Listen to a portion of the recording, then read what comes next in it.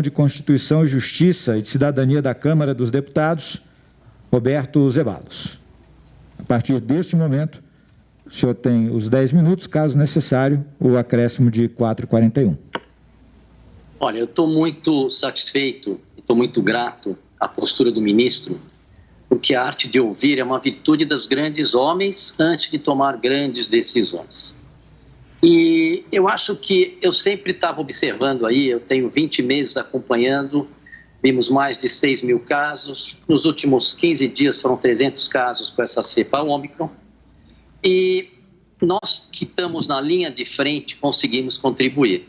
Eu quero me apresentar como um dos pioneiros do corticoide no mundo, ao lado de vários médicos brasileiros, e nós desenhamos um projeto Colapso com corticoide via oral, que salvou muita gente no Pará. E vários médicos do Brasil inteiro aplicam. Eu gostaria depois, se alguém tiver interessado, dividir isso. Inclusive, a experiência foi publicada na revista Health.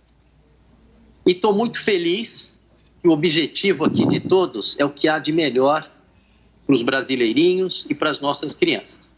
Agora eu queria fazer um exercício, porque nós estamos usando uma solução antiga para circunstâncias totalmente novas. Então vamos tomar uma respiração profunda, o exercício do avestruz, tirar o buraco da cabeça onde só vê vacina e vamos olhar quais são as circunstâncias atuais do Brasil.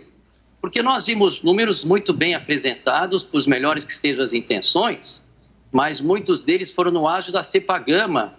Isso é uma característica do Brasil. A cepa gama pagamos um preço caríssimo, no entanto, ela imunizou muita gente. E eu não sei por que até hoje ignoram a imunidade adquirida, que isso é imunologia básica. A imunidade adquirida, ela é muito superior. Inclusive agora na Ômicron, que eu estou vendo pela primeira vez um grau significativo de reinfecção, quem teve a doença lá atrás fica 2 dias só. É algo de observação? É, mas a ciência da observação tem que ser respeitada. Então, fazendo esse exercício, vamos tirar do buraco e vamos ver qual é o problema atual que nós temos, não o problema da cepa amazonense. Então, nós estamos hoje com os números de fatalidades e internações em queda, nós não temos congestão hospitalar, tá certo?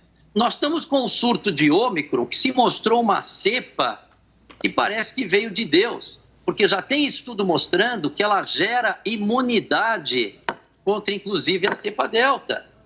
Então, é uma cepa que não está causando o grande problema dessa epidemia, além de um pânico que é gerado.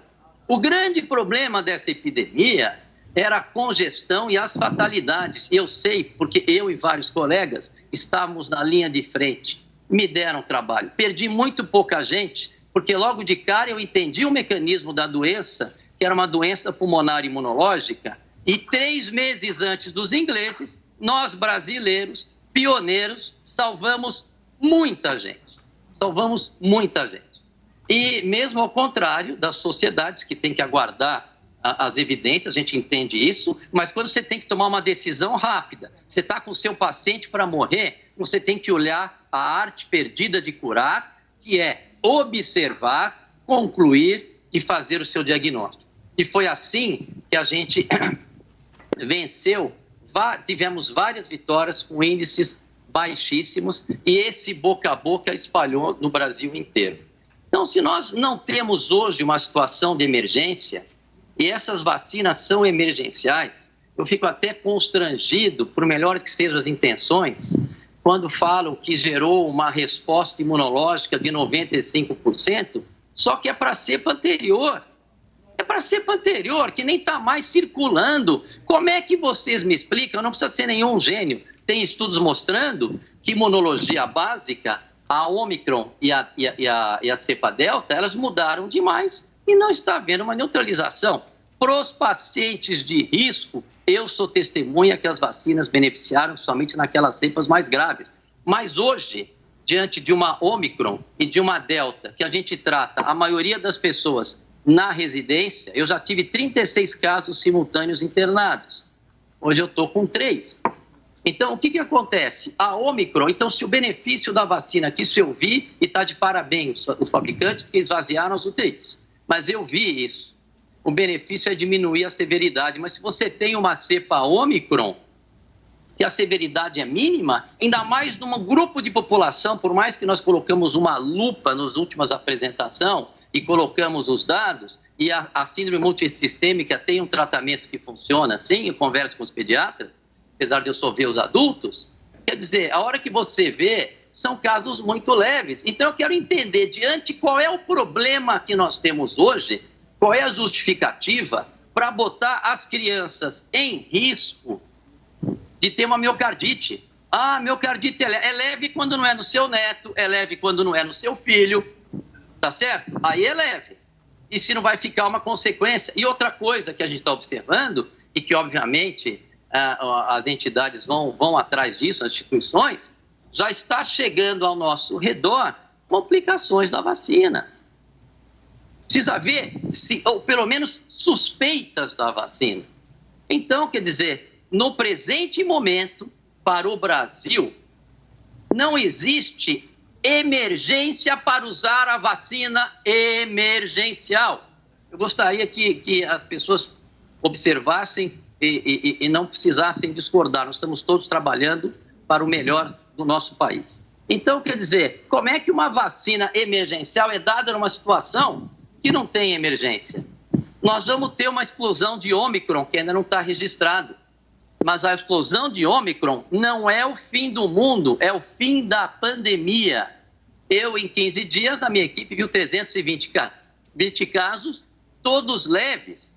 E a maior pressão que a gente tem para tomar uma decisão, eu faço esse exercício no meu consultório há 35 anos.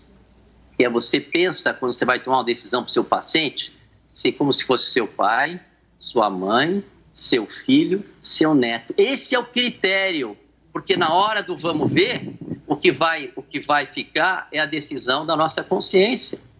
E outra coisa, nós brasileiros, nós temos soberania, nós somos pioneiros no tratamento, muito antes dos ingleses. Nós temos soberania para também acabar com essa história de ignorar quem teve a doença. Nós temos que acabar com isso.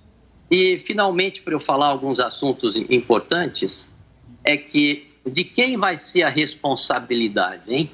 Quem que vai se responsabilizar? Eu achei brilhante a medida de exigir uma prescrição, mas quem que vai se responsabilizar? Porque acontece, a gente sabe que acontece. E a gente não sabe o quanto, porque os estudos ainda estão em andamento.